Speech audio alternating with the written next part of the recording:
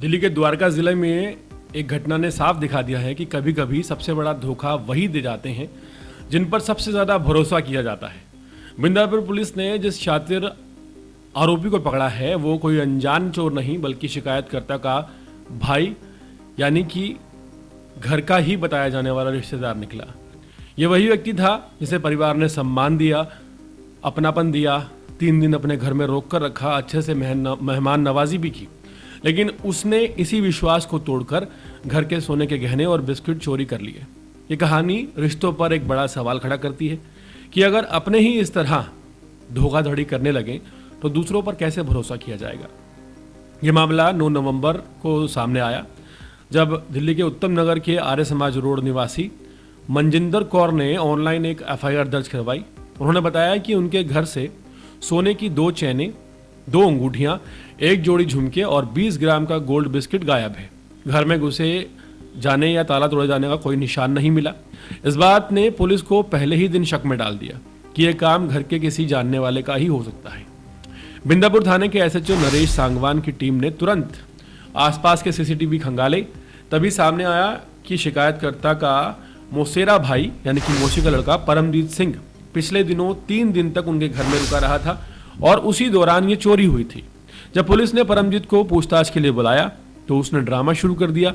खुद को उसने सब इंस्पेक्टर परमवीर सिंह बताया और सरकारी आई कार्ड दिखाने को कहा गया तो वो बहाने बनाने लगा और इधर उधर की बातें करने लगा। पुलिस को उसके जवाबों पर शक हुआ और जब कड़ाई से पूछताछ की गई आखिरकार उसने सच उगल दिया।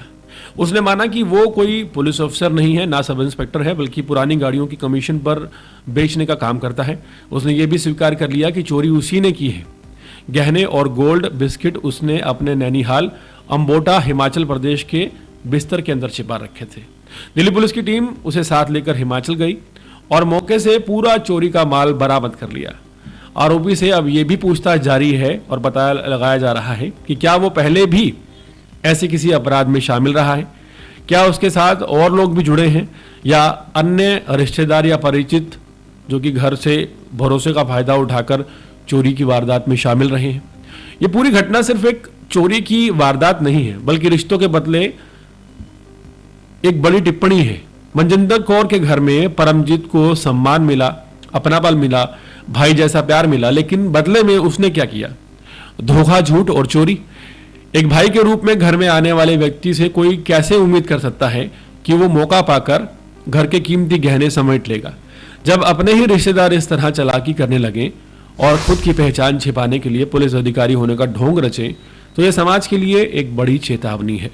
आजकल रिश्ते खून से कम और भरोसे से ज़्यादा चलते हैं, लेकिन जब वही भरोसा टूटता है तो नुकसान सिर्फ गहनों का नहीं होता, कैश का नहीं होता, बल्कि दिलों के भीतर जो एक संवेदनशीलता होती है वो भी टूटती है। ये घटना ऐसी बात की याद दिलाती है कि भरोसा कीजिए रिश्तेदारों पर, लेकिन आंख बंद करके नहीं।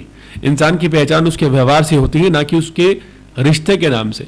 द्वारका पुलिस की तेजी और सूझबूझ के चलते ये मामला सुलझा लिया गया है, लेकिन इस परिवार के भरोसे पर जो चोट लगी है, जो आघात हुआ है, उसे शायद भरने में कई सालों लग जाएंगे और शायद कई सालों में भी ये घाव नहीं भर पाएगा कि एक मौसी का लड़का जो कि अपनी बहन के घर पर उत्तम नगर आर्य समाज रोड में आया हुआ था, उसी ने घर में चोरी कर दी और उसके बाद ढोंग करने लगा।